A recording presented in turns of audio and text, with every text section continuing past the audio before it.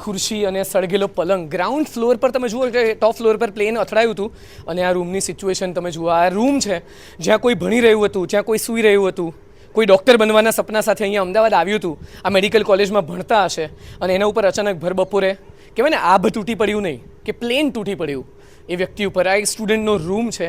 એ રૂમની ખાલી સિચ્યુએશન જુઓ કે કેટલી ભયંકર આગ લાગી હશે, કેટલી હીટ, જૂન મહિનાની એ ગરમી કેવી હશે, એ આ રૂમમાં આગ લાગી હશે એ તમે જોઈ શકો છો. પલંગની સિચ્યુએશન, ટેબલની સિચ્યુએશન. અહીંયા તમે જુઓ કે આખો પંખો જે છે એ બળી ગયો છે અને આ બાજુના પંખાની સિચ્યુએશન પણ તમે જુઓ કેવી છે કે બધું જ બળેલી હાલતમાં અહીંયા છે. આ 1 વર્ષ પછીની સિચ્યુએશન છે જે હું તમને આરજે દેવાંગ અહીંયા બતાવી રહ્યો છું. અમદાવાદ પ્લેન ક્રેશની સાઇટ આ એ ઢગલો છે કે જ્યાં બહુ બધી વસ્તુઓ બળીને રાખ થઈ ચૂકી છે, બહુ બધા સપનાઓ બળીને રાખ થઈ ચૂક્યા છે, જે હું તમને આજે બતાવી રહ્યો છું. આ ક્યાંક ફ્લાઇટમાં જતું હશે અથાણા અથવા બાળકોના હશે, પણ આ મરચાં અથાણાનું પેકેટ મને મળ્યું છે. આ તમે જુઓ, ફોરેન આપણે વસ્તુઓ લઈ જઈએ છીએ. આ પ્લેન ક્રેશની સાઇટ છે અને આ સાઇટ ઉપર આ બધી વસ્તુઓ મળી રહી છે. આ તમે જુઓ અંદરનો પંખો, આ બારી કેવી રીતે તૂટી છે અને આ છે આખું બિલ્ડિંગ.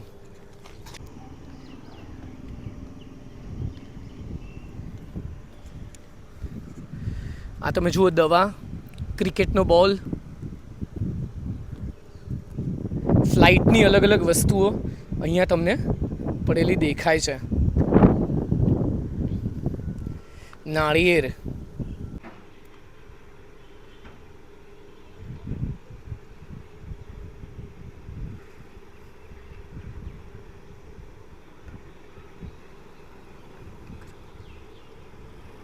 પોતાની દીકરીને મળવા માટે લંડન પહેલીવાર જતા મમ્મી પપ્પા, પોતાના દીકરાના કોન્વોકેશન માટે જનારા મમ્મી પપ્પા, કોઈ દાદા દાદી હતા જે પોતાના પૌત્રને મળવા જઈ રહ્યું હતું, કોઈ ફેમિલી, આખું હસબન્ડ છે ને એને પોતાના 3 છોકરા સાથે પોતાની વાઈફને લેવા માટે અમદાવાદ આવ્યા હતા અને પછી લંડન કાયમ માટે શિફ્ટ થવાનું હતું. એ પરિવાર લંડન જઈ રહ્યો હતો અને આ જગ્યાએ એમના બધા સપનાઓ વિખેરાયા, આ જગ્યાએ એમના સપનાઓ તૂટ્યા અને કહેવાય ને કે અમુક સેકન્ડની અંદર બધું બદલાઈ ગયું. તમે જીવનમાં આટલા બધા પ્લાનિંગ કરો છો, એટલું બધું પ્લાનિંગ કરો અને માત્ર 50 સેકન્ડની અંદર એ ફ્લાઇટ, લંડન જતી ફ્લાઇટ આ જ જગ્યાએ ક્રેશ થઈ, આ જ જગ્યાએ.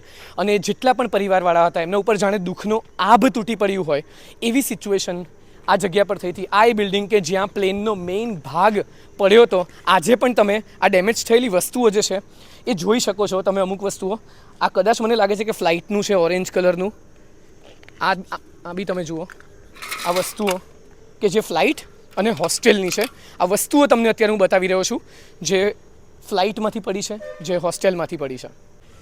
આ તમે નહીં જોઈ શકો, હું જે બતાવી રહ્યો છું એ તમે નહીં જોઈ શકો. આ જુઓ, આ સ્કૂટર, આ પ્લેન ક્રેશ થયું ત્યારે આના ઉપર પ્લેન પડ્યું હતું. સો અહીંયા આ સ્કૂટર તો તમે જુઓ જ છો, આ બળેલી હાલતમાં.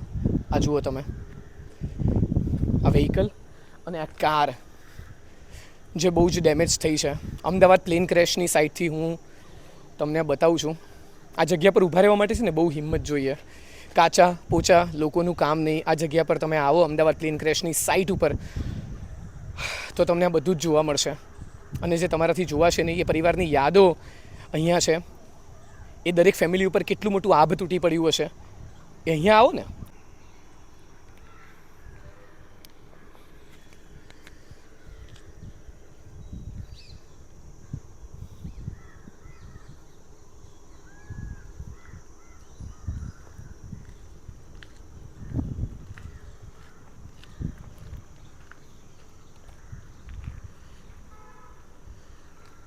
એ જ કાર છે જેના ઉપર પ્લેન પડ્યું હતું. આ બિલ્ડિંગ છે જ્યાં હું આરજે દેવાંગ અહીંયા આવ્યો છું.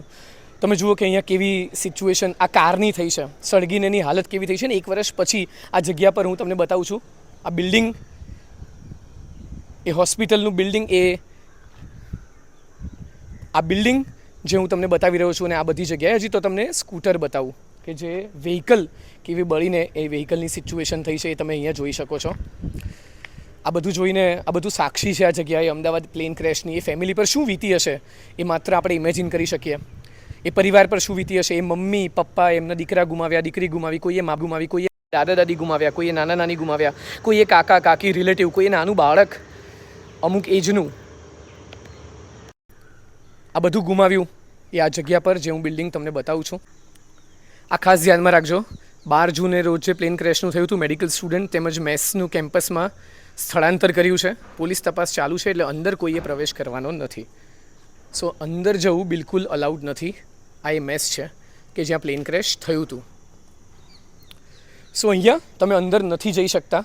કોઈએ અહીંયા આવવું નહીં, કોઈએ અહીંયા વિઝિટ કરવી નહીં. અને હંમેશા તપાસ જે ચાલી રહી છે, હું વિનંતી કરું છું કે આપણે એ તપાસમાં સહકાર આપીએ. અને અહીંયા આ જોવા આવવાની વસ્તુ નથી, એટલે અહીંયા જોવા ન આવીએ.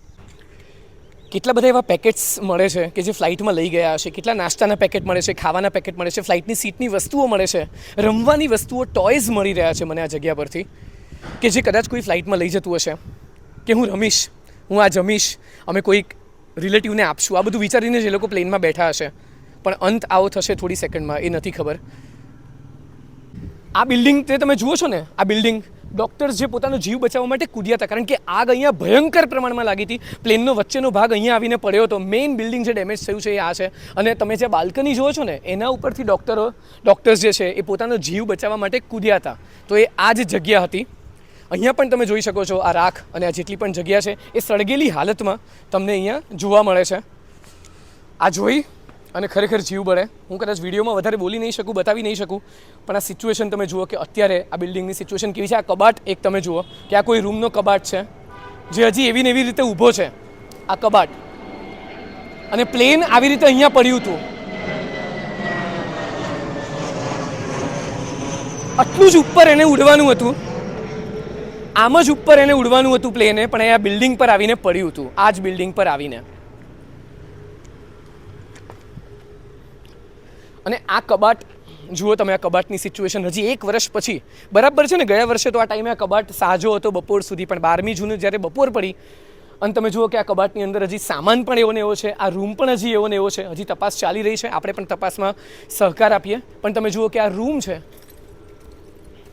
એ રૂમ પણ હજી એવો ને એવી સિચ્યુએશનમાં છે, કબાટની સાથે, બધી વસ્તુઓ સાથે.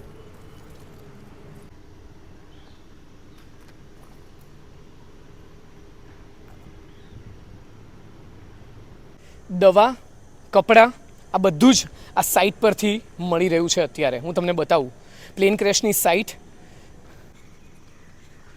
આ જુઓ દવાના પેકેટ્સ, કોઈ ફ્લાઇટમાં દવા લઈ જતું હોય, કોઈ નાસ્તો લઈ જતું હોય. આ કપડાં,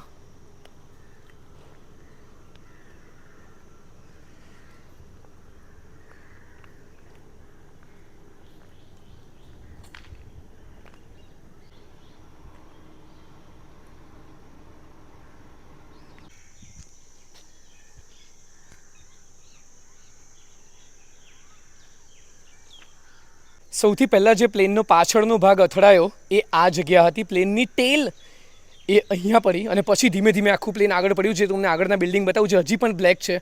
એ બિલ્ડિંગ હજી પણ એવા કાળા કલરના છે. જે આગ લાગી હતી એની અસર હજી પણ આ બધા બિલ્ડિંગોમાં તમને દેખાય છે. પણ સૌથી પહેલો ભાગ પ્લેનનો પડ્યો હતો અહીંયા.